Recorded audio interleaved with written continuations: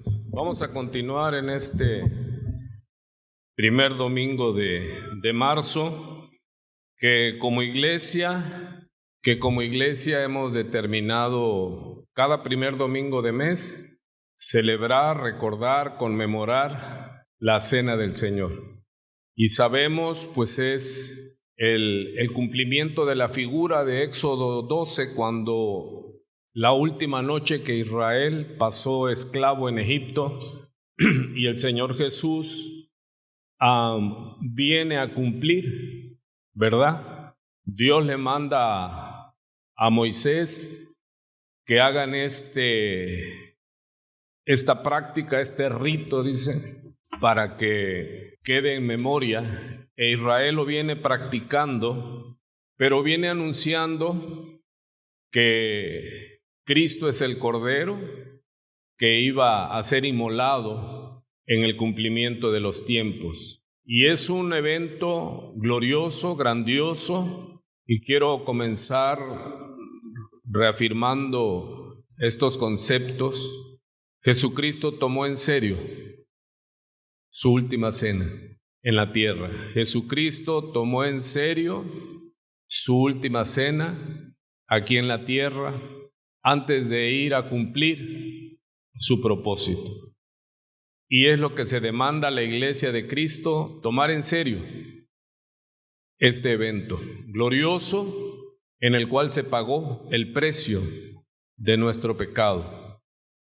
Así que yo les pido también que en este tiempo que vamos a meditar en la palabra, nos pongamos serios para tomar con seriedad este sacrificio. Amén. Damos gracias al Padre, al Hijo y al Espíritu Santo. Gracias, Señor, guíanos a toda verdad. Sé tú, habla a través de tu palabra viva, tu palabra inspirada. Danos gracia para enseñar y para aprender. Y que a ti y solo a ti sea la gloria, Señor. En el nombre de Jesús. Amén. Muy bien. Estamos estudiando en el libro de Mateo y hemos estado poniéndole títulos a los conceptos porque Mateo presenta a Jesús, el Mesías, se lo presenta a Israel y por ende al mundo entero como el Rey, ¿verdad? Porque dice en la genealogía, en el Génesis del Mesías, que iba a ser llamado hijo de David, ¿verdad? Y descendiente de la simiente de Abraham. O sea que por el lado de la ley, él viene como del linaje del rey David. Y recuerde que Dios hizo un pacto davídico que se le conoce con David, que de su linaje, que de su descendencia, iba a venir el rey que iba a reinar para siempre, el rey eterno. Eso lo hemos estado estudiando.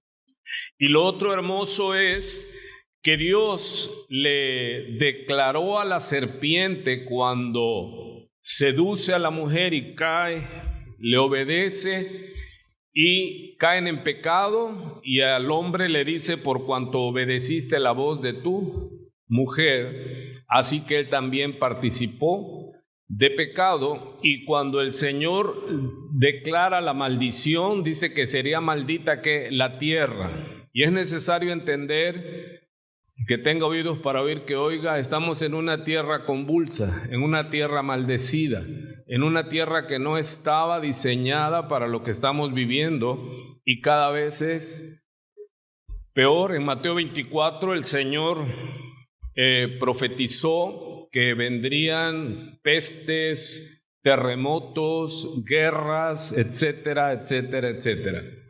Y eso se está cumpliendo al pie de la letra. Hay pandemias que están arrasando, como en el pasado, países enteros, tifones, tormentas, en fin, algo terrible, sequía, muerte, hambre. Y estaba profetizado porque el Señor le dice a Adán que a partir de que ellos desobedecieron, la tierra iba a producir espinos y cardos. Y le dice: y ahora con el sudor de tu frente comerás el pan, y la tierra no te volverá a dar su fuerza. Sí, la tierra va perdiendo fuerza y en fin, son temas que ya hemos hablado. Pero la tierra no estaba para producir espinos, maleza. ¿Cuántos se recuerdan que en la cruz a nuestro bendito Señor los soldados romanos, sin saber, pero hicieron una corona de espinas? Y si algo hay en esas tierras desérticas, son espinas y grandes, de buen tamaño, y le hicieron una corona y se la plantaron, y con la caña que le dieron, un bambú, haciendo burla del cetro del rey, ellos les dieron un bambú, una caña, y luego le quitaban la caña y le pegaban en la corona, enterrándole más las espinas y el dolor y la sangre, porque recuerde que el Señor en la cruz no solo redimió la maldición del hombre, del pecado, sino también de la tierra. Sí, recuerde que después del pecado inmediatamente vemos que entra el homicidio en la primer familia y Caín, el primogénito, mata a su hermano Abel. Y dice el Señor Dios, y maldita será la tierra, dice, que abrió su boca para beber la sangre, y ella clama justicia. Y Cristo vino para pagar toda justicia. Y Él tomó en serio este cumplimiento, y vamos a continuar en esto.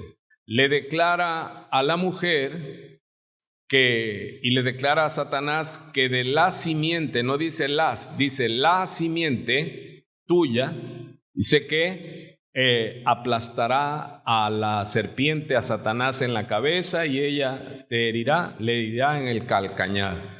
Cuando Mateo abre su libro del Génesis de Mateo, la genealogía, dice que es también hijo de Abraham, porque a Abraham Dios le prometió que en él iban a ser benditas todas las familias de la tierra, y eso es motivo de alegría.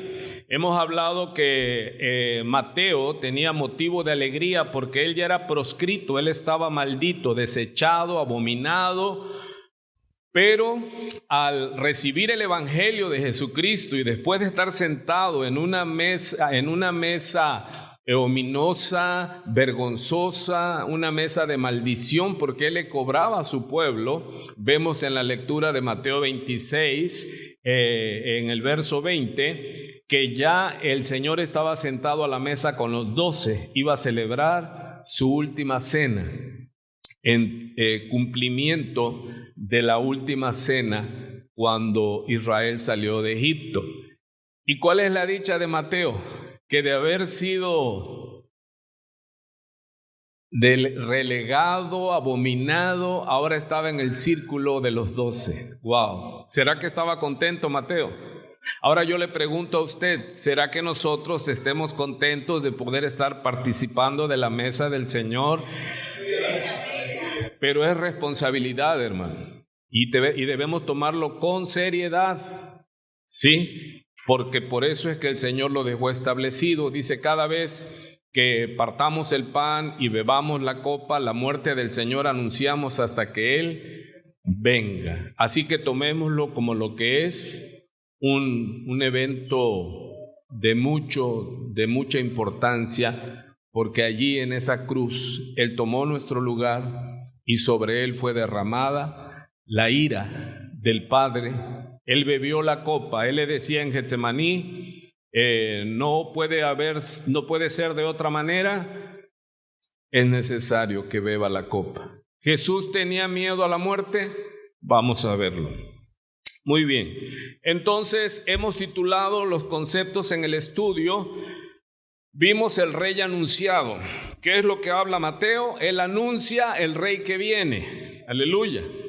Llega el rey, y hemos visto en otros capítulos y estudios el rey revelado. Es la revelación del Todopoderoso. Él inicia Mateo con nueve milagros. Vemos 3 de sanidad. Si se recuerdan que nos hemos estado gozando en esto, como él, ante el estupor, el asombro de los fariseos, de los religiosos, él toca a un leproso y lo sana.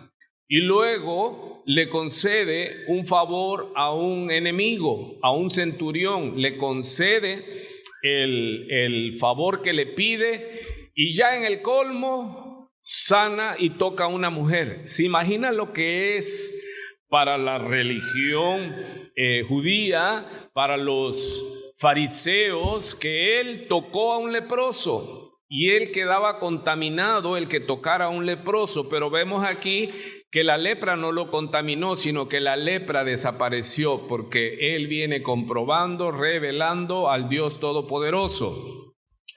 Y vimos en la última clase, ¿sí? Y dice, pero ¿cómo habla de clases el domingo? Es que el Señor predicaba en las sinagogas, enseñaba en las sinagogas y predicaba por las plazas y por las calles.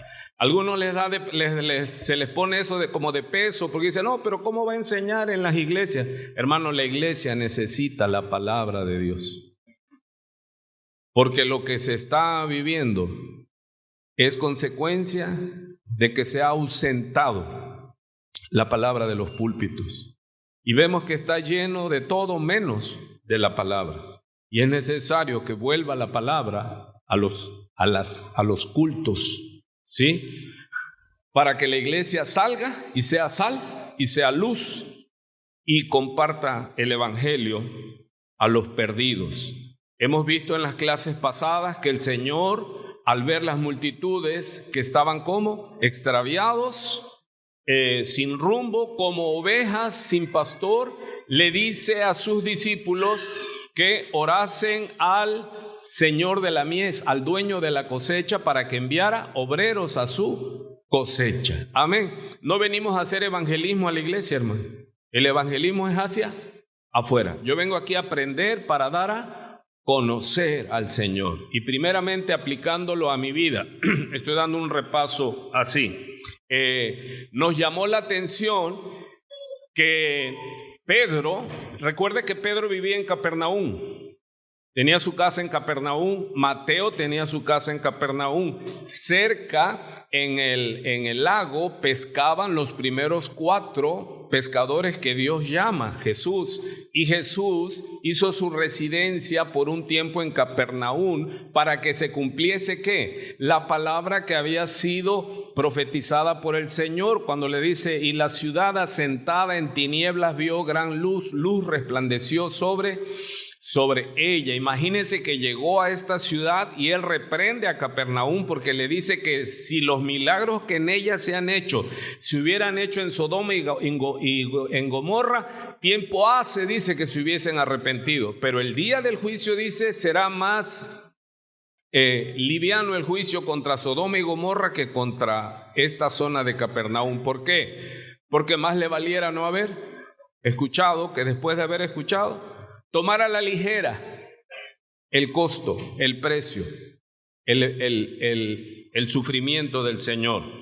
Vemos entonces que Pedro invita al Señor a su casa, pero ¿qué pasó con la que iba a ser el alimento? La suegra dice que estaba enferma con una gran fiebre. Vimos en todas esas clases que había mucha intercesión por los que estaban enfermos, ¿sí? Y los apóstoles en este caso le dijeron al Señor Jesús, nos narra Lucas, nos da más datos, que le rogaron al Señor Jesús que si tocaba. También los siervos del centurión avalaron por él. Nadie pidió por el leproso, pero por el centurión, los ancianos de Israel le dijeron a Jesús, es un buen hombre, es extranjero, pero hasta una sinagoga nos construyó aquí. Y también intercedieron por la suegra de Pedro.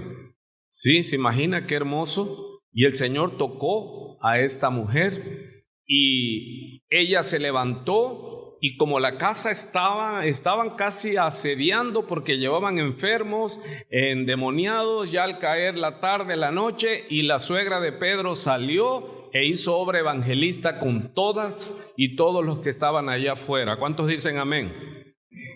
¿Seguro? ¿A quién me llevé? ¿Qué hizo la suegra de Pedro?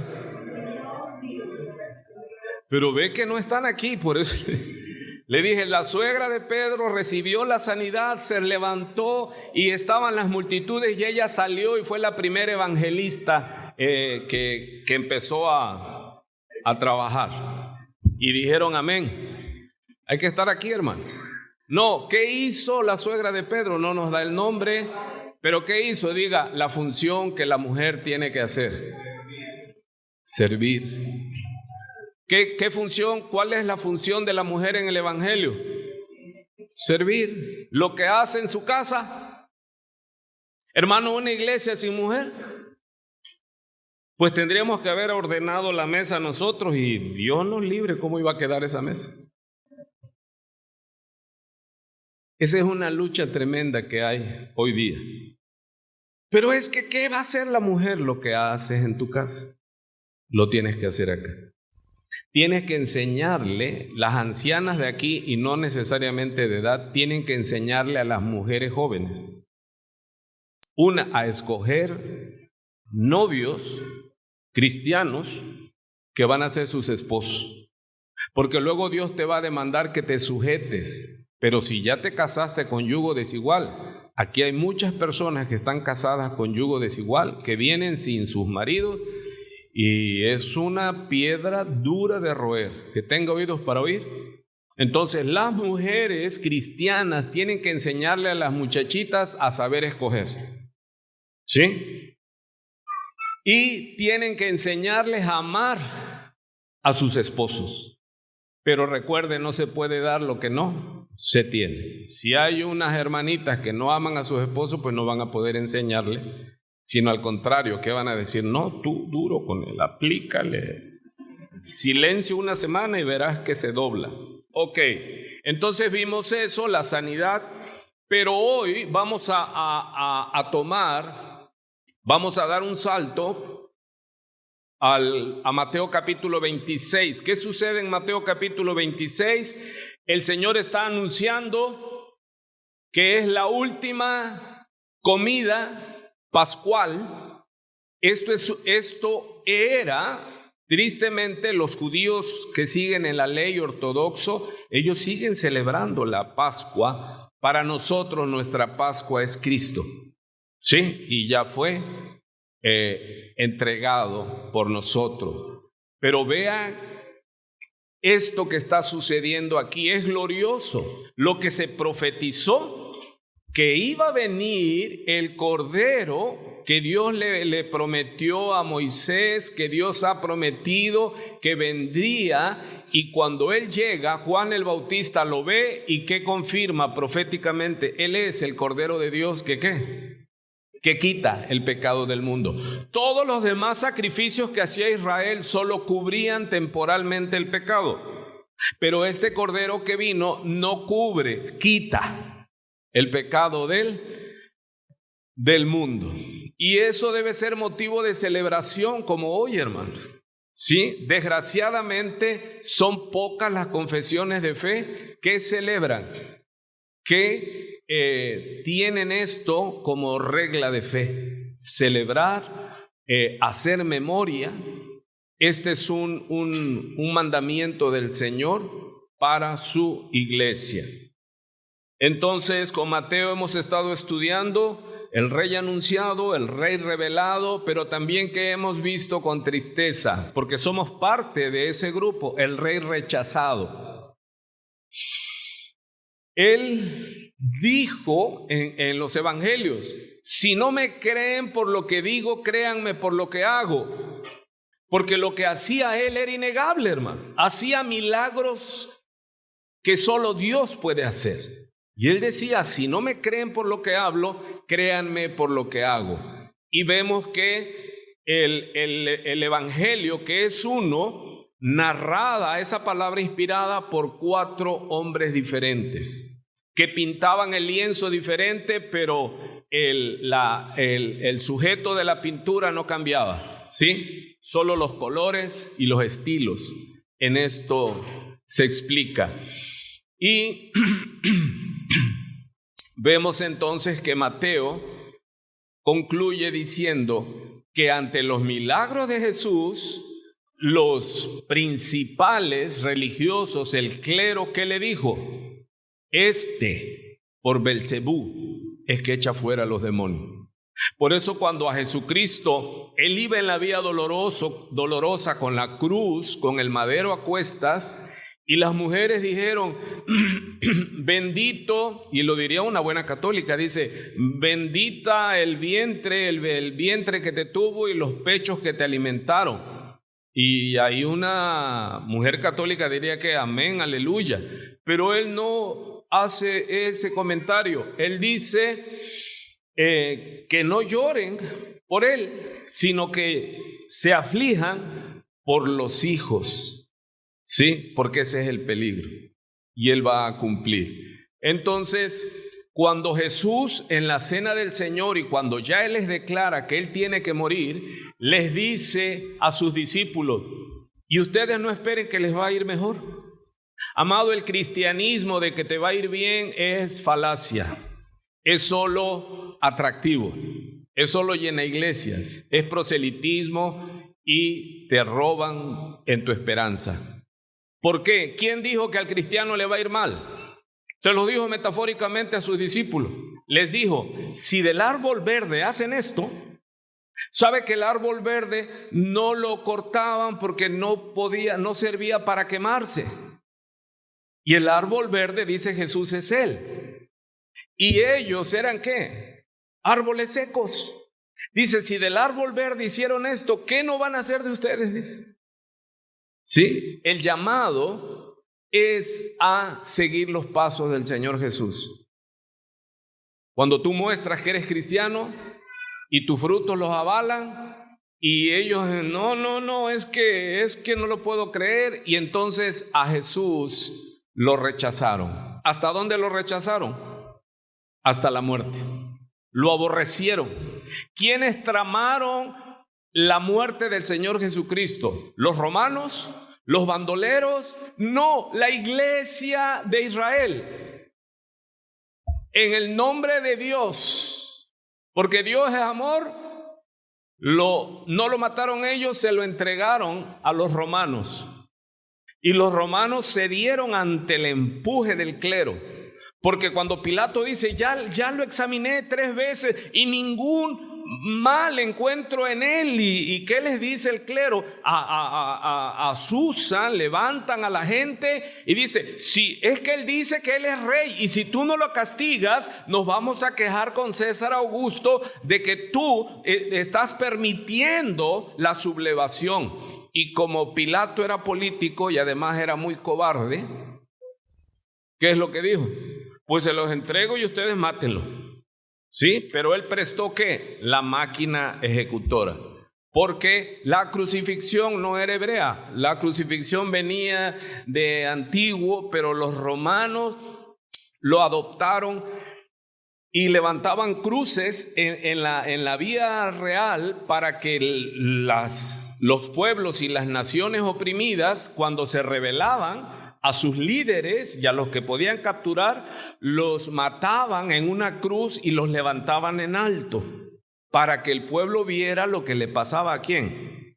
A los que se levantaban contra la ley y el orden, contra la pax romana. Y eso se lo aplicaron a Jesús como un delincuente. Ok, entonces es el rey rechazado y al final vemos el rey inmolado. Pero hoy vamos a tratar esto. Vean esa pintura, unas espinas muy grandes, su rostro, dice Isaías que ¿cómo vimos su rostro? Sin atractivo para que le deseemos. Jesucristo el Señor no es atractivo, hermano. El cristianismo lo último que es atractivo para la carne. Pero entonces nosotros ¿cómo le amamos? Porque Dios hizo el milagro y nos dio esa sustancia de fe para ahora ya no ver a Jesús como un pobre hombre maltratado, sino como el Rey de Reyes, Señor de Señores. Eso es fe. La fe primaria es la sustancia la que hace la extraña operación y ahora nosotros, si nos preguntan, respondemos como el que nació ciego. ¿Qué pasó en ti? No sé. Cuando recién, como un niño, no sabes nada de doctrina, no sabes nada de teología, tú respondes como ese ex ciego. Lo único que sé es que era ciego y ahora veo. Aleluya. Ya después vamos creciendo en la fe como cuerpo doctrinal. No confundir la fe como sustancia salvadora y la fe como cuerpo doctrinal. ¿Sí se oye? Porque muchos confunden eso. ¿Sí? La fe que salva, y tenemos que crecer en la fe, que es la gracia y el conocimiento del Señor, para fortalecernos en la fe. Entonces fue el rey inmolado. Vemos aquí que él está, dice la historia, los historiadores, que la muerte por crucifixión muy pocos la podían aguantar, o sea, visualmente. Porque nos narra la Escritura que no solo lo golpearon en el rostro, que él quedó desfigurado, le arrancaban, le jalaban la barba, imagínense, y lo escupieron. Pero era todo un regimiento que lo escupió. Y dice las narrativas, el historiador Josefo, no exactamente de Jesús, sino de los crucificados, dice que quedaban como en gelatina, porque imagínense, más de 100, más de 200 pasando, golpeándole con la caña, porque esa era la burla de que él dijo que era el rey, ¿sí? Y le golpeaban en la corona de espina y le escupían y lo abofeteaban, pero como le habían vendado ya los ojos, le decía: profetiza quién te pegó. Lo humillaron. Al que vino a salvarnos le hicieron un juicio atroz y le dieron muerte en esa cruz. Muy bien. Entonces vamos a tomar esta lectura. Mateo capítulo, ese es el título, el rey abandonado. ¿Por qué usamos este texto ahora, este título, el rey abandonado? Porque fue profetizado desde Isaías: heriré al pastor y las ovejas serán dispersadas. Hermanos, ¿quién abandonó a Jesús? Sus discípulos. Las multitudes que le seguían cuando había ¿qué? Pan y peces.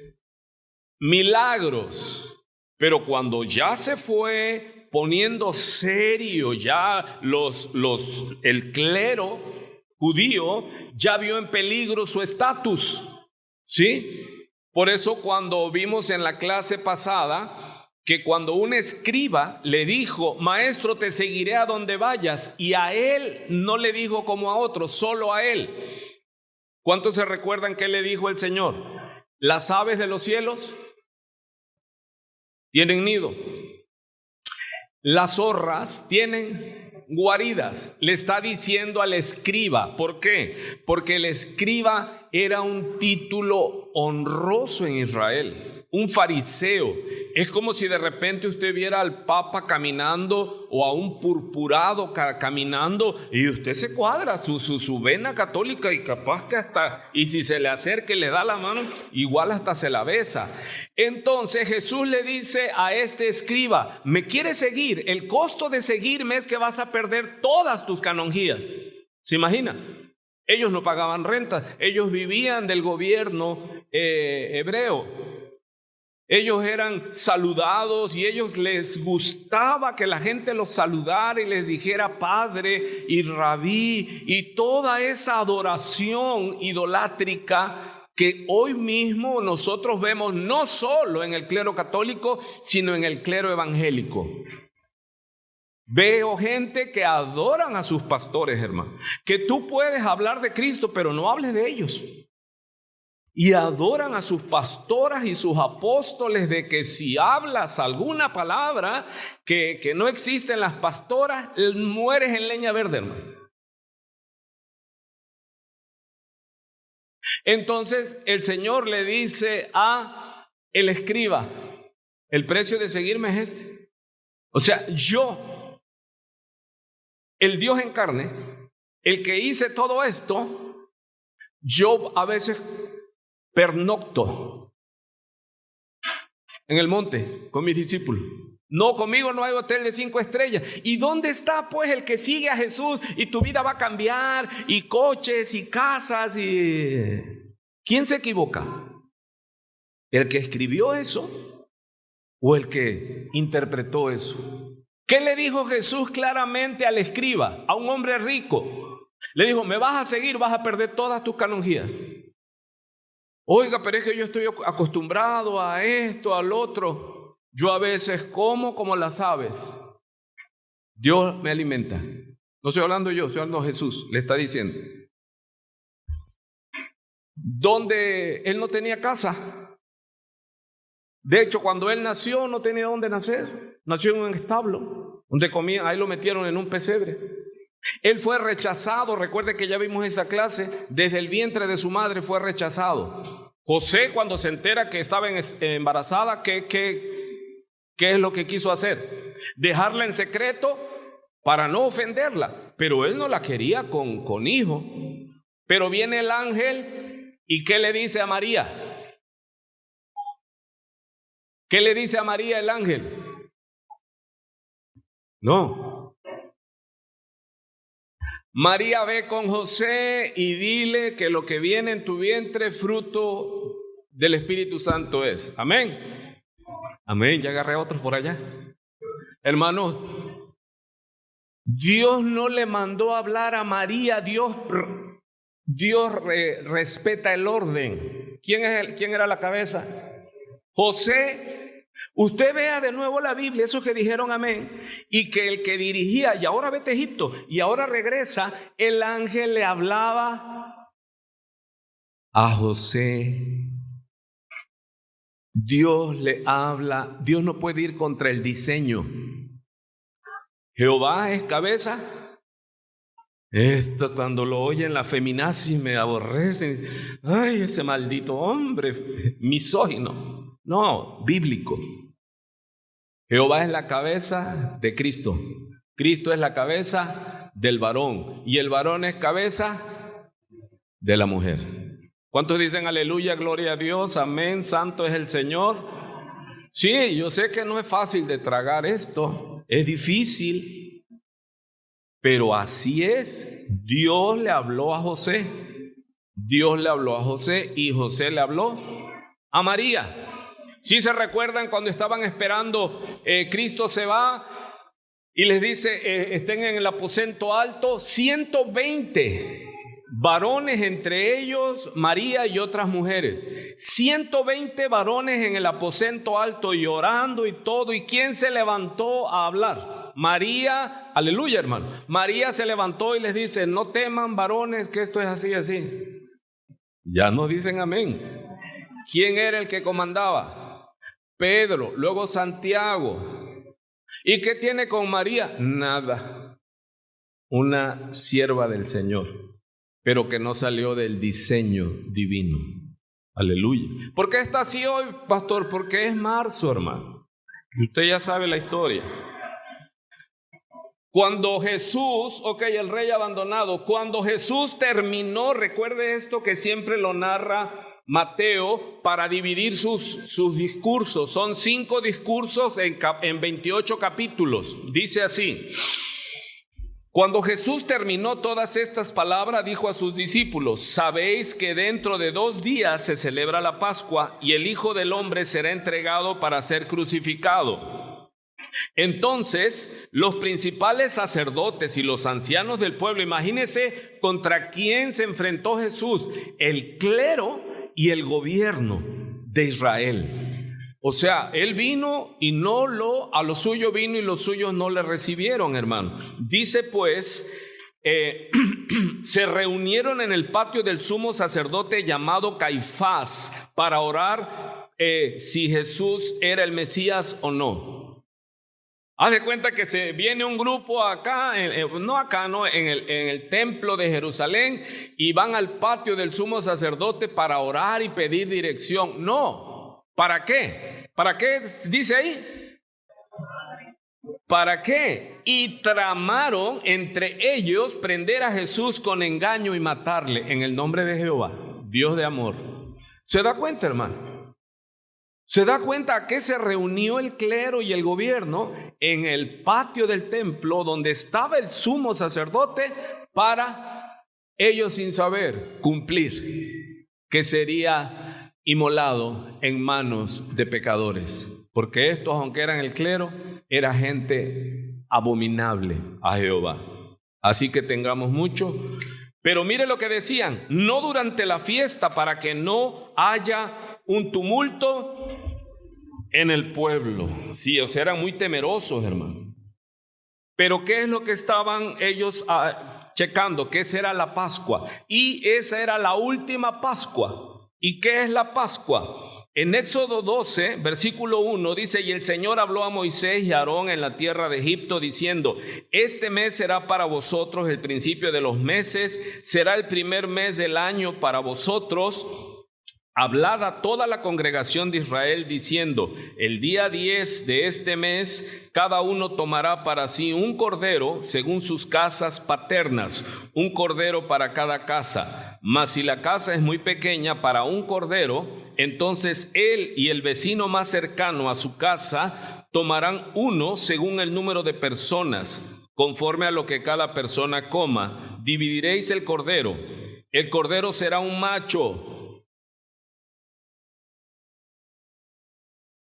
María es corredentora. No, porque aquí dice un cordero, es misógino este pastor. Macho, sin defecto, el que no conoció pecado, 2 Corintios 5, el que no conoció pecado, Dios lo hizo pecado por nosotros. ¿Cuántos dicen guau? El que no conoció pecado, Dios lo hizo pecado. ¿Por quién? Por ti y por mí. Sin mancha. ¿Qué tipificaba esto que le está ordenando Dios a Moisés? Ahí comienza la ley. Le dice: el cordero será un macho sin defecto de un año. Lo apartaréis de entre las ovejas o de entre las cabras, y lo guardaréis hasta el día 14 del mismo mes. Entonces toda la eclesía, toda la asamblea de la congregación de Israel lo matará al caer la noche. Cristo vive, lo matará al caer la noche. Este cordero era sombra y figura ¿de quién? Del Cordero de Dios que quita el pecado del mundo. Él vino haciendo señales, milagros, prodigios, y él es señalado por el profeta Juan el Bautista. Él es el Cordero de Dios que quita el pecado del mundo. ¿Cuántos lo creen, hermano? Que Jesús es el Cordero que vino a morir por nosotros, ya no un cordero como un animal, sino nuestro glorioso, hermoso, precioso, al que adoramos, Jesucristo. Él fue el sacrificio y Él fue el sacerdote. Aleluya. Y Él fue inmolado por nosotros. ¿Cuál es el problema tuyo y mío? ¿Cuál es el problema de la humanidad? ¿Naciste malo o te hiciste malo? Usted sí, sin duda. O sea, respondemos sin duda que nacimos malos. Dice Mateo en el verso 6: y hallándose Jesús en Betania, en casa de Simón el leproso, o sea que este había sido leproso. No lo relacione con el leproso de Mateo 8. Se le acercó una mujer con un frasco de alabastro de perfume muy costoso, hermano, y lo derramó sobre su cabeza cuando estaba sentado a la mesa. Pero al ver esto, los discípulos, ¿qué? Se indignaron y decían: ¿para qué este desperdicio? ¿Cómo? Le llamaron que ese perfume muy caro se había desperdiciado cuando esta mujer ungió los pies del Señor, ungió a Jesús. Porque así hay gente, hermano, como estos, que no les gusta pagar el precio de servir a Jesús. Se les hace muy caro, ¿sí? Entonces, como el Señor conoce, dice, pero dándose cuenta les dijo, ¿por qué molestáis a la mujer? Pues buena obra ha hecho conmigo, porque a los pobres siempre los tendréis con vosotros, pero a mí no siempre me tendréis. Pues al derramar ella este perfume sobre mi cuerpo, lo ha hecho a fin de prepararme para la sepultura. Ve qué hermoso, hermano, que Dios usa a esta mujer profetizando y en este acto sublime ungirlo. Recuerden que los 3 reyes magos, ¿cómo se llamaba? Dice la Biblia, Gaspar, Melchor, ¿y cuál me falta? Y Baltasar, aleluya. Eso es mentira, no son, ni son reyes, ni son magos, ni uno venía en el elefante, ni camello, ni jirafa. Esas son fábulas del clero católico, hermano, no habla de eso, ¿sí? Ok, entonces, estos sabios presentaron oro al niño donde estaba con María, y ahí llegaron y los adoraron al niño y a María, aleluya. Ya están aprendiendo, ¿no? ¿Adoraron a quién? Ahí estaban los dos. ¿Había oportunidad para adorarlos a los dos? Sí, ahí estaban los dos. María estaba con el niño Jesús, y cuando los sabios llegaron, los sabios no se confunden, adoraron a Jesús. Y uno le presentó oro, porque él era el rey de los judíos que había nacido. Y otro vino y le entregó incienso como Dios. Pero el otro viene con mirra. La mirra se hacía un compuesto para embalsamar a los muertos. ¿Y qué cumple esta mujer en Betania? Cumple eso porque él ya iba a ser ejecutado. Entonces lo unge con un perfume de alabastro de alto precio. Y los que no entienden, pero ¿cómo se va a gastar tanto dinero? No entienden que no entienden. Entonces, en verdad os digo, donde quiera que este evangelio se predique en el mundo entero, se hablará también de lo que ésta ha hecho en memoria de Cristo o en memoria de la mujer. En memoria de la mujer, hermano. ¿Qué hizo esta hermosa mujer? Adoró. Ella, ¿por qué hizo eso? Porque el Espíritu le mostró que eso tenía que hacer, ese acto profético. Es un acto profético. Y nosotros vamos a hacer hoy otro acto profético. Vamos a ungirlos con aceite para que usted esté ungido, y vamos a rociarle sal, porque la sal es para pacto perpetuo. Amén. Y vino. ¿Cuántos dicen gloria a Dios? Aleluya. A nadie se va. Muy bien, están aprendiendo. Pero si dice que ella hizo ese acto profético sobre Jesús, ¿por qué no hacerlo? Porque es un acto ¿qué? Único, histórico e irrepetible. Se acabó. Cuando usted ve a gente fantasiosa, hermano, había un pastor y la fila de gente, hermano, y sacaba leche, pero como no había, porque él vino de paso, le dieron unos botes así de leche en polvo.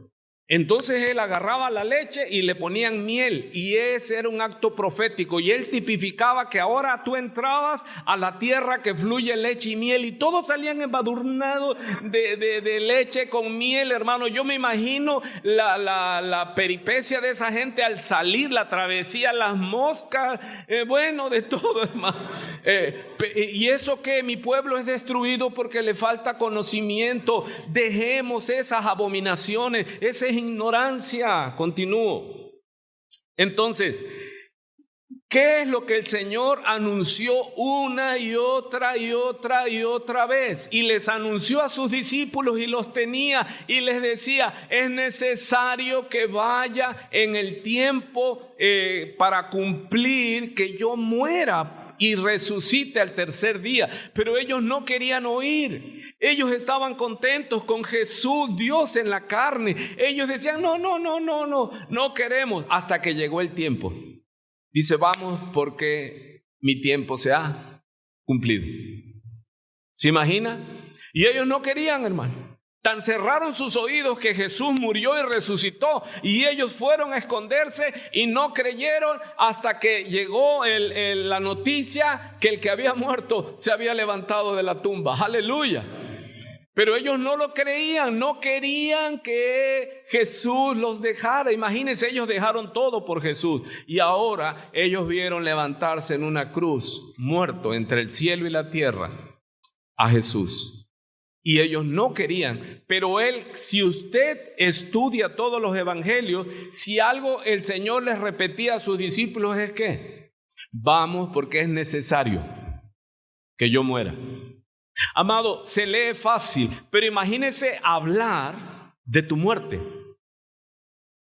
Si gente no hace testamento porque le da pavor, dice, no voy a hacer testamento porque casi ya estoy declarando que me voy a morir. Te vas a morir, pero sea un muerto ordenado. Jesús, ¿qué dijo?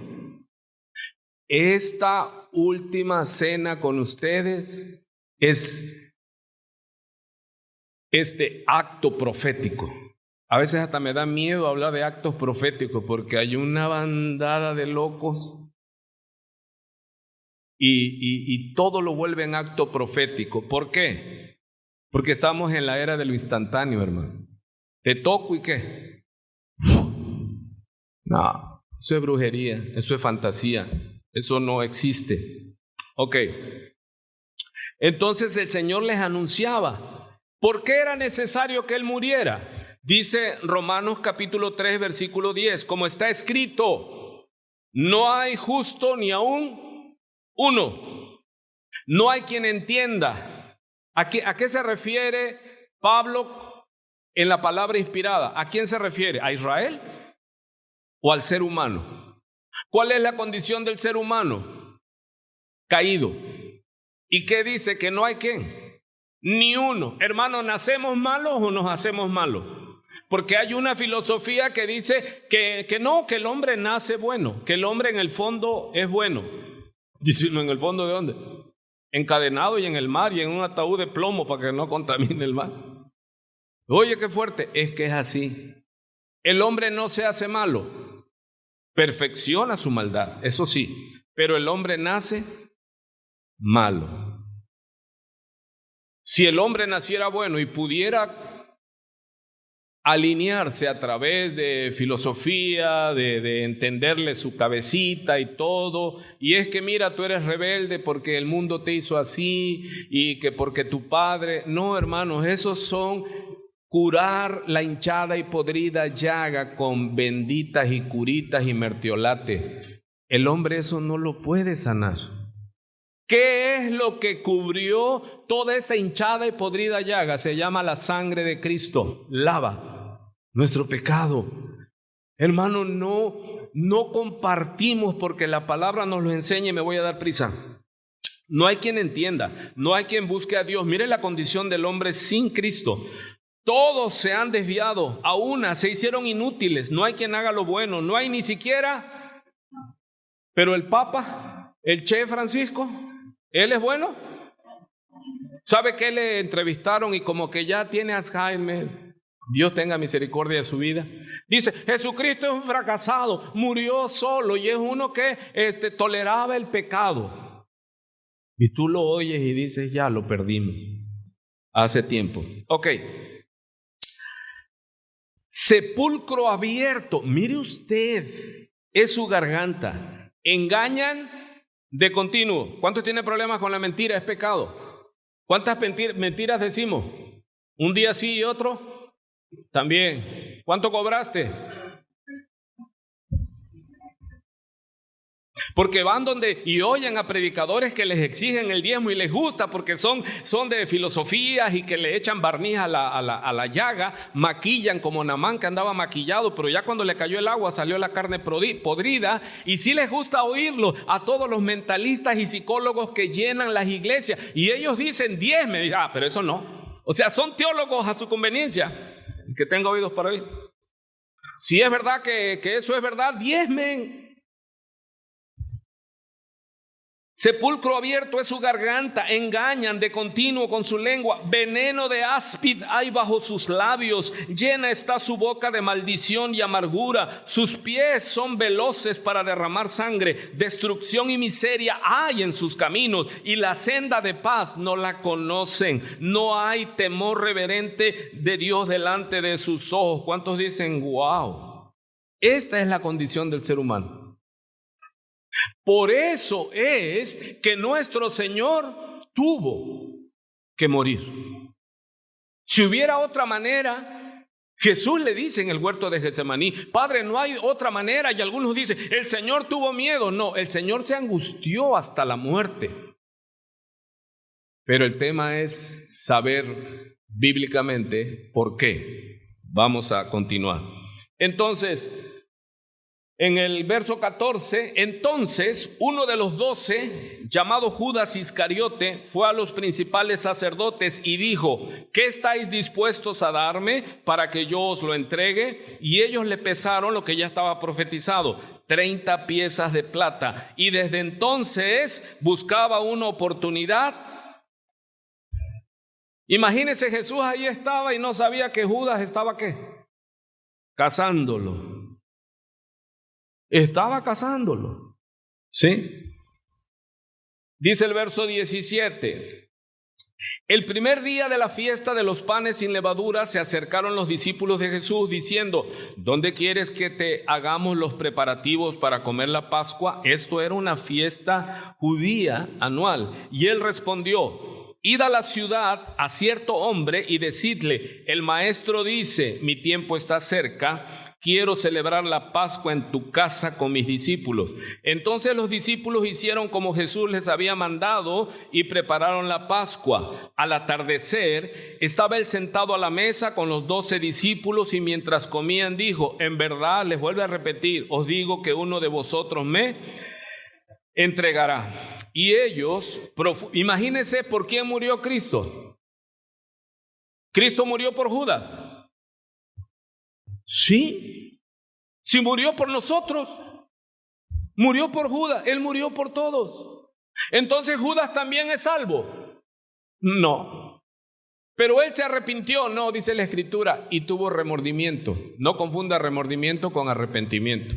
Si Judas se hubiera arrepentido y hubiera ido al Señor y le hubiera dicho, Señor, te vendí, ¿qué cree que hubiera sido la historia? El objetivo se hubiera cumplido, pero él hubiera salvado su vida.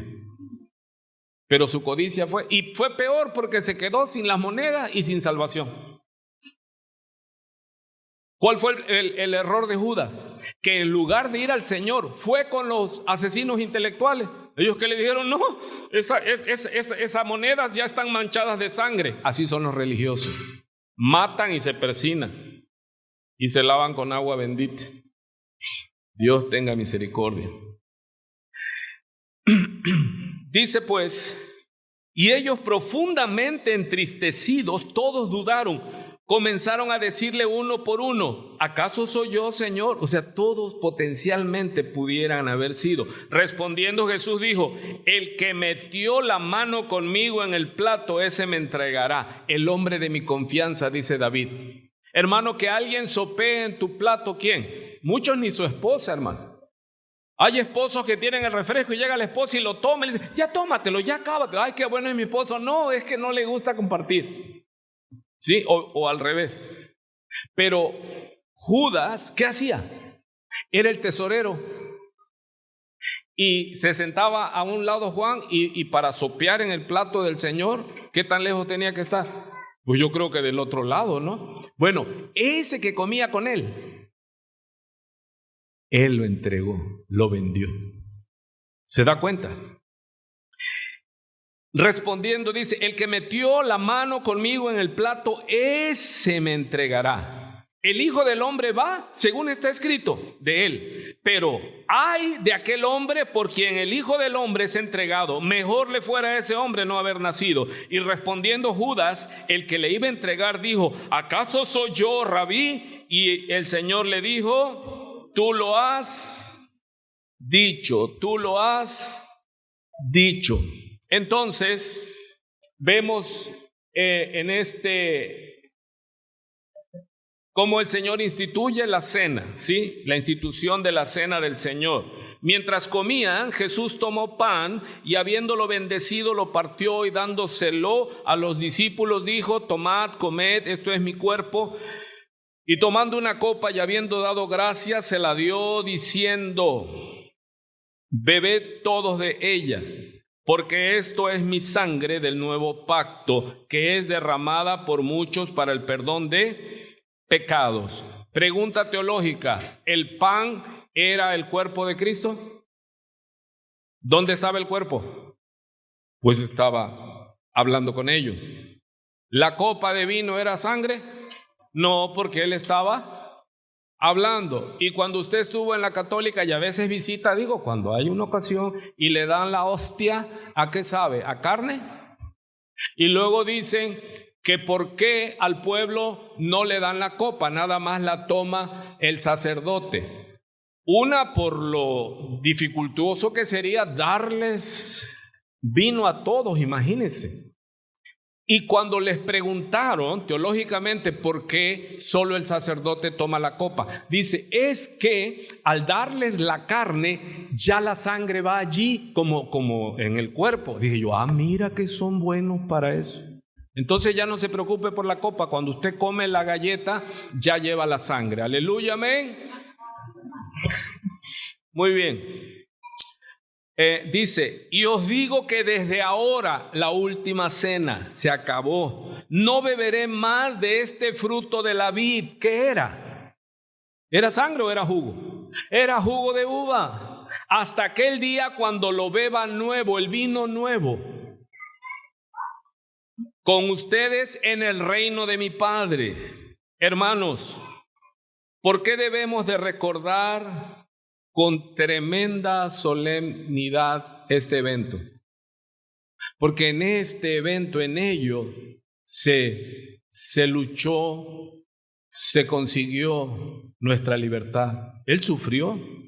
Él fue tremendamente macerado, humillado, avergonzado, desnudado. ¿Se imagina lo vergonzoso que es que te desnuden públicamente? Al Señor lo desnudaron públicamente. Las pinturas bucólicas, por cuestión de doble moral, le ponen un paño. No, los crucificados los desnudaban y los golpeaban de tal manera con el flagelo romano, el látigo de 7 colas, que se les enterraban, y cuando jalaban la piel se desgarraba y se hacían una masa sanguinolenta. Y dice Isaías 53, y lo vimos, dice, sin hermosura para desearlo. Hermano, ¿quién desea a Jesús? O sea, allí en la cruz, nadie. Pero cuando tú recibes la fe, entonces tú le dices: acuérdate de mí cuando vengas en tu reino. Aleluya. Entonces, ¿qué es lo que pasa, hermano? Se olvida, diga conmigo, se olvida. ¿Por qué tenemos que celebrar la Santa Cena si hay iglesias que no lo hacen, hermano? ¿Por qué? Es correcto. ¿Por qué más? ¿Por qué más? Piense conforme a lo que estamos hablando. ¿Por qué es necesario, si Dios conoce que, y Él lo dice, pero cuando el Hijo del Hombre venga, hallará fe en la tierra? Hermano, si no es por la memoria de la Santa Cena, ¿sabe qué está pasando en las iglesias hoy día? No hay memoria de la cruz. Usted va a los cultos de las iglesias de la mayoría hoy día, ¿y qué es lo que te hacen? Dice: vendan, curan livianamente las heridas. Cristo vive de mi pueblo. O sea, ¿cuál es el problema? Y vemos los cultos llenos de psicología, de motivación. Hermano, hoy tiene que ser un buen día. ¿Cuántos dicen amén? Hoy es tu día, hermano. Dios te llamó aquí para hacer que este día para ti sea glorioso. Solo piensa positivo. Ustedes no se dejan motivar, hermano. Sonría, a ver, sonría, Cristo le ama. Nadie, ni para la selfie. Hoy día hay congregaciones selfistas, hermano. Tú los ves y todo es el cartelón atrás y así y asá y a otros asá y es todo belleza. Hermano, eso es curar las heridas de mi pueblo con liviandad. Las heridas no se curan con selfies, no se curan con congresos matrimoniales que están llenas de esa plaga, hermano. Ahora el 14 de febrero me mostraron imágenes. Yo dije, pero si estos son miembros de mi iglesia, pues ahí estaban, hermano, con la flor en medio prometiendo. Hermano, no hagan esas cosas. Sean fieles. Ya no hay predicaciones sobre la paga del pecado es muerte. Está confirmado. ¿Cómo pagó Jesucristo el pecado? Murió. Pero esto ya estaba profetizado desde Jeremías. Le voy a dar lectura. Voy a apartar esto de aquí y vámonos con la lectura por cuestión de tiempo. Dice Jeremías 6:10: ¿A quiénes hablaré y advertiré para que oigan? He aquí, sus oídos están cerrados y no pueden escuchar. He aquí, la palabra del Señor le es molestia, le es oprobio, le es vergüenza. No se deleitan en ella. ¿Se le hace parecido? Pero yo estoy lleno del furor del Señor. Estoy cansado de retenerlo. Derrámalo sobre los niños en la calle. Mira lo que Dios le está instruyendo al profeta, que suelte juicio, ¿sí? Y sobre la reunión de los jóvenes, porque serán apresados tanto el marido como la mujer, el viejo y el muy anciano, y sus casas serán entregadas a otros juntamente con sus campos y sus mujeres, porque extenderé mi mano contra los habitantes de esta tierra, declara el Señor, porque desde el menor hasta el mayor, todos ellos codician ganancias, y desde el profeta hasta el sacerdote, todos practican el engaño. La iglesia que no habla la palabra, la iglesia que no habla el precio del pecado, engaña y roba a la gente. Mire de qué otra manera engañan, teniendo sustitutos, ¿sí? ¿Cuántos han oído de los suplementos alimenticios que te cura esto y te cura el otro y terapia alternativa? ¿Para qué? Para irte sin estrés al infierno. Ya el problema va a ser en el infierno. Pero hermano, no hay evangelio alternativo. Te va a costar todo, porque a él le costó todo y ya lo leyó. Y grábelo, porque lo dice, ahí está la palabra, no lo digo yo. ¿Qué dice? Porque 14, y curan. ¿Qué hacen los ancianos, los predicadores, los líderes de la iglesia, los ancianos, los gobernantes? Curan a la ligera el quebranto de mi pueblo, diciendo: paz, paz. Paz, paz, cuán dulce paz. Fuera, demonio, suéltalo. Recibe sanidad en el nombre de Jesús. Si no le has predicado cuál es la condición de su vida, ¿cuál fuera demonio, hermano? ¿Cuál paz? ¿Cuál 14 de febrero? Eso es curar con liviandad la llaga. Y por su llaga fuimos curados. Amado, no abarate el evangelio. La solución para el adúltero no es un 14 de febrero en una iglesia. Jamás se aplacará, se cubrirá con un manto la bestia, pero volverá a resurgir. Porque el pecado es muerte, mas la dádiva de Dios es vida eterna en Cristo Jesús. Él murió, ya no tienes que morir tú. Por favor, iglesia, despierta, sal de la mentira, sal del engaño. Esos que te prometen un encuentro, lo vivimos en la iglesia evangélica. Yo hablo de lo que he tenido experiencia. Decreta, decláralo. Todo está aquí. Mentira del diablo, hermano. Esos son liviandades. Si tú puedes ser sano por mentalismo, si tú puedes sanar las heridas de tu corazón por positivismo, en vano murió Cristo. Entonces Dios no es sabio. Entonces vámonos, hermano. Vámonos a la playa, vamos a hacer mantras allá en la playa. Aleluya. Eso es mentira del diablo. Tenemos al padre de la mentira y a mí me parte de que estén engañando al pueblo. Porque por falta de conocimiento, hermano, porque no aman la palabra, porque no quieren orar, se duermen, no quieren estudiar, no quieren escudriñar, no quieren entender y confesar el pecado, hermano. ¿Cómo voy a pecar? ¿Cómo le voy a fallar a Cristo que murió ignominiosamente por mí? Y curan a la ligera, ¿qué dice? Sí se entiende que es curar a la ligera. Y mira lo que sigue diciendo el profeta. No, yo, va a decir, el pastor estaba enojado. No, yo estoy contendiendo ardientemente por la fe, porque yo soy pastor aquí y a mí me interesa que usted se cuide, que esté sano en la sana doctrina, que no caiga en las manos de charlatanes. ¿Y usted cree que es atractivo? No, hermano. Si yo quisiera vender, hermano, yo sé vender, yo tumbo gente a distancia. Bueno, cuando tenía yo el demonio de tumba gente, tumbaba yo gente. La histeria colectiva la provocaba. ¿Te acuerdas que había un hombre grandote que llegó y ¡pum! Se cayó? Dije, ¡ay, Dios! El diablo puede hacer milagros y prodigios engañosos, te lo digo yo, hermano.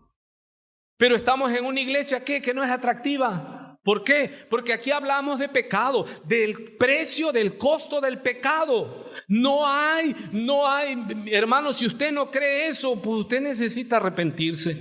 Se han avergonzado de la abominación que han cometido. Ciertamente no se han avergonzado, ni aún han sabido ¿qué? Ruborizarse. ¿Se imagina?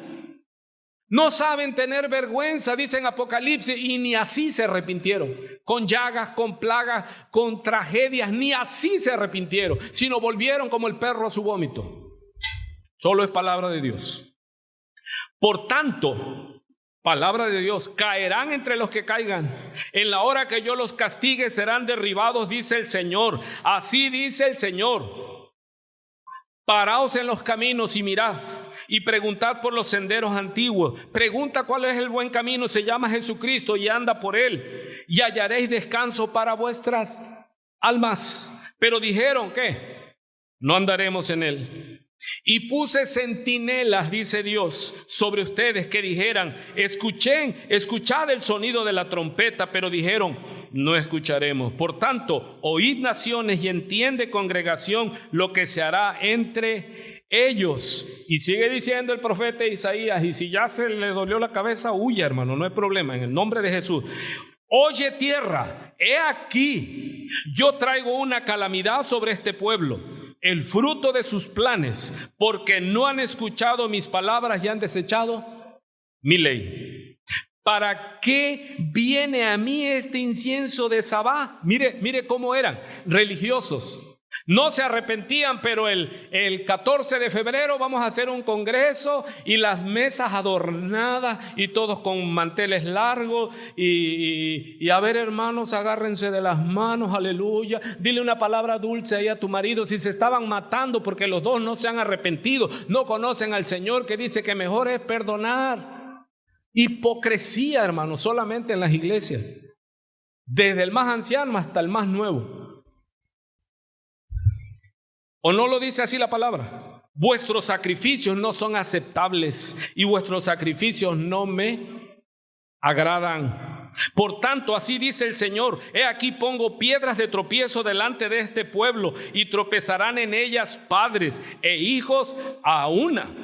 El vecino y su prójimo perecerán. Así dice el Señor. ¿Verdad que es diferencia que cuando te dice, así dice el Señor me está diciendo, hermano, tengo una visión, hay un ángel ahí atrás de ti, ahí atrás, me estás estudiando, ahí hay un ángel atrás de ti. Y si también está media crazy, pero un demonio que está ahí. Dice, así dice el Señor, he aquí viene un pueblo, mira la amenaza, de tierras del norte, y no son los Estados Unidos, le está hablando a Israel, y una gran nación se levantará de los confines de la tierra y empuñarán arco y jabalina. Crueles son, no tienen misericordia, sus voces braman como el mar y montan a caballo como hombres dispuestos para la guerra. Contra ti hija de Sión. ¿Cómo la ves?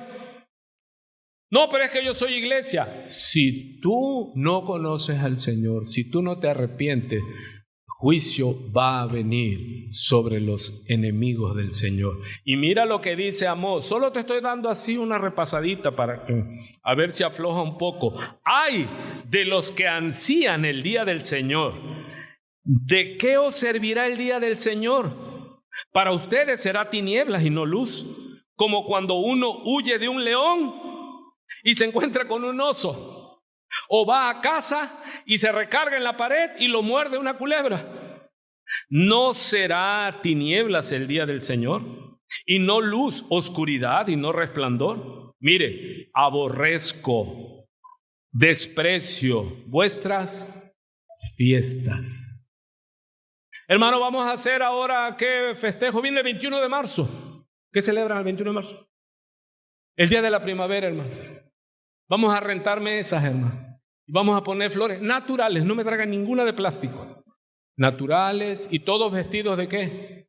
Las mujeres de rosa y los hombres de azul. Aleluya. Y vamos a poner cortinas ahí y aleluya, aleluya. Y le vamos a pedir a la ministra de alabanza que cante, que cante. Estoy diciendo, ¿sabe que así están las iglesias, hermano? Si usted conoce una iglesia así, huya por el amor de Dios, porque se le tiene que predicar, arrepiéntete. Todo eso son falacias, son mentiras. Eso no le agrada al Señor. Vamos a una iglesia porque no, hombre, ahí la alabanza está tremenda, 2 horas de alabanza. ¿Qué dice el Señor? Aborrezco, desprecio vuestras fiestas, tampoco me agradan vuestras asambleas solemnes. Aunque me ofrezcáis sacrificios y vuestras ofrendas de grano, no las aceptaré, ni miraré a las ofrendas de paz de vuestros animales cebados. Aparta de mí el ruido de tus cánticos, pues no escucharé siquiera te alabo mi vida. ¿Y en la noche dónde andas? Obedecemos al Señor, tenemos temor, decimos: Señor, ¿cómo te voy a fallar si tú moriste por mí? Sufriste una muerte ominosa, horrenda. Y que ande ahí el viejito coqueteando con cuanta mujer se le atraviesa, hermano. Yo le doy un tiro. ¿Sabes qué? Este cochino no vive, hermano. Al matadero, así que chille como cochino, dice, a chillido de cerdos, dice, oído de matancero.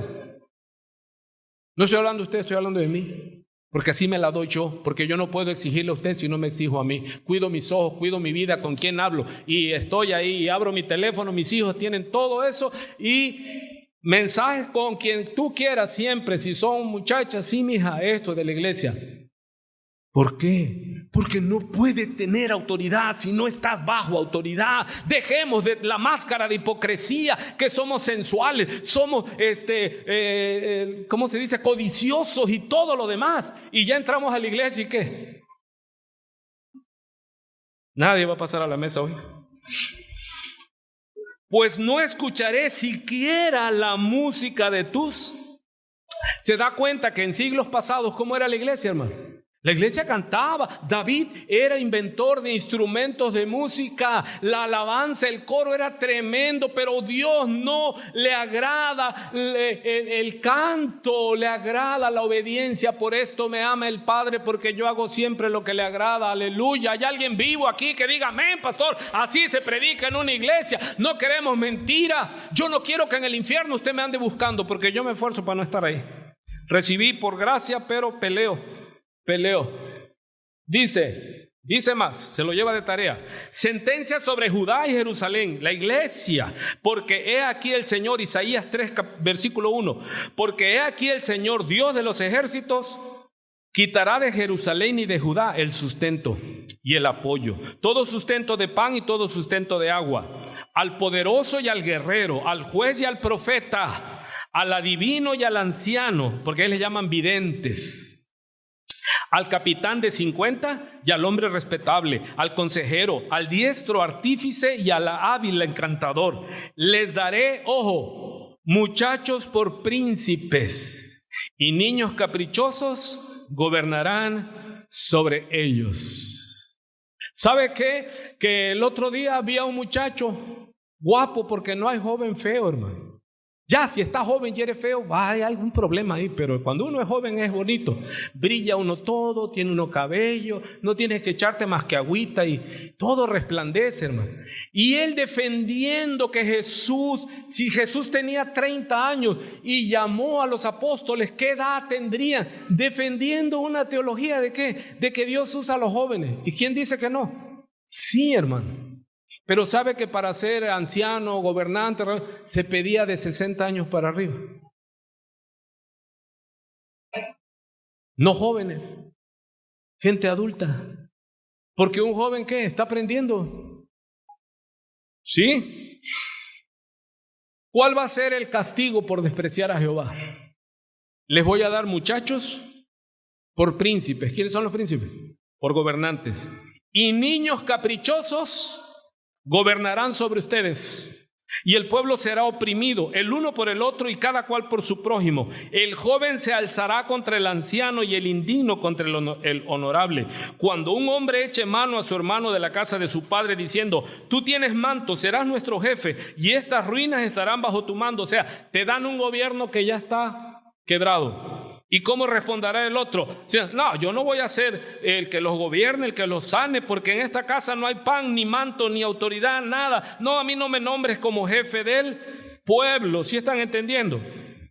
Sigue diciendo, pues Jerusalén ha tropezado y Judá ha caído, porque su lengua y sus obras están contra el Señor, rebelándose contra su gloriosa presencia. La expresión de su rostro testifica contra ellos. Hermano, el que está molesto con Dios es su testimonio contra Dios.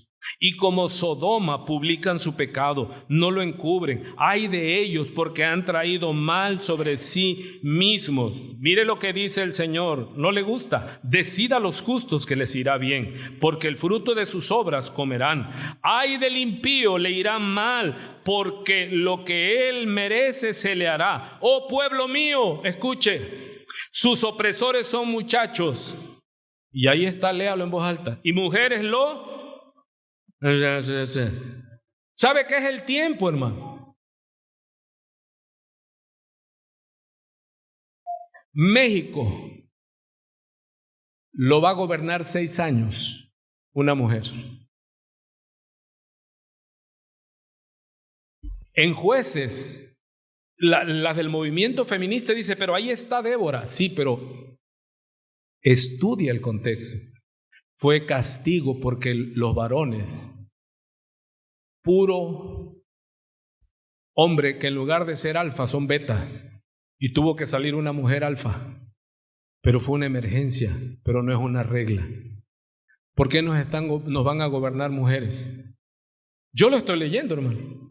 ¿Por qué hay iglesias gobernadas por mujeres?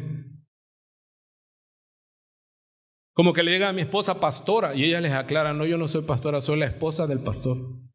Imagínate que tu esposo es médico o es anestesiólogo o es cirujano y tú llegas y entras a la... y dices, oiga, no vino su esposo, no, pero préstame el bisturí, yo le... No. Hay algo que les parte cuando entramos en discusión. Yo le digo, hay una palabra, se llama diseño. El hombre está diseñado para una mujer. Un hombre con un hombre, el diseño rebota. Una mujer con una mujer, el diseño rebota. Biológicamente, ergonómicamente, no puede tener relaciones. Adultos, escuchen, hombre con hombre. No deben. Dice Romanos 1. Pero ¿cuál es el pago? Por apartarnos de Dios. Sus opresores son muchachos, jóvenes, hermanos, dirigiendo iglesias enormes. Y si es soltero, y cuando se es joven, hermano, yo no llevo a mi esposa ahí o a mi hija, digo, no, él la va a llevar. Y acaban. A uno lo mataron, un varón, me dolió porque un muchacho hermoso, guapo, dotado, predicaba y todo, pero en su misma juventud lo asediaron, hermano, y cayó en adulterio con las de la alabanza, con todo, y se metió con la que no se debía de meter y el esposo lo mandó matar. Y fue un crimen pasional, le cortaron sus genitales y se lo pusieron ahí donde usted sabe.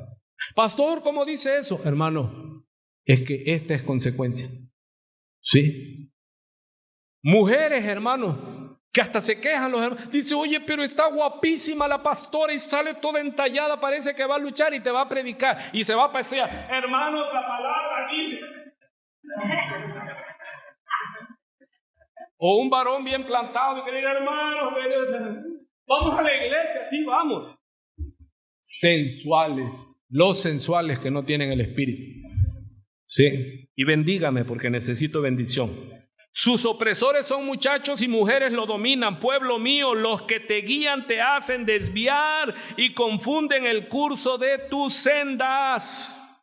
¿Sabes qué es lo que hacen estos predicadores? Curan con liviandad. El pecado de la humanidad no es con bicarbonato, no es con mertiolate, no es con curita, es con la sangre del Cordero inmolado.